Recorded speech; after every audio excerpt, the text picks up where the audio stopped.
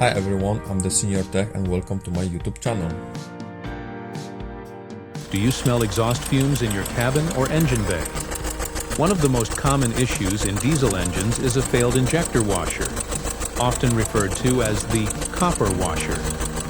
When it fails, it can lead to exhaust leaks, loss of performance, and even potential engine damage. In today's video, I'll show you how to resolve this issue and get your car running smoothly again.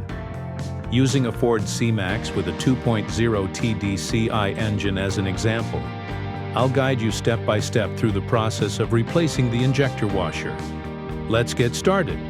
First, we need to gain access to the injector. Start by removing the wiper arms and the scuttle panel to clear the top area.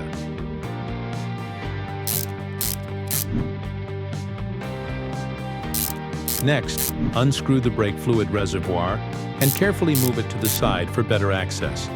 Then, remove the lower panel. With that done, remove the injector cover to expose the injectors. Disconnect the electrical connectors and carefully move the wiring harness aside. We're making good progress now. Loosen the high-pressure fuel lines and remove the fuel rail. Using an Allen key, unscrew the injector clamp retaining bolt. Carefully disconnect the leak-off pipe, and then remove the injector itself. Before fitting the new copper washer, take the time to ensure that the injector clamp area, injector seat, and the injector itself are thoroughly clean. This step is crucial for a proper seal and long-lasting repair.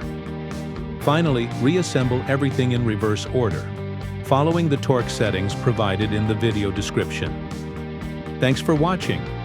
If you found this video helpful, make sure to like and subscribe for more DIY car repair guides. See you in the next video.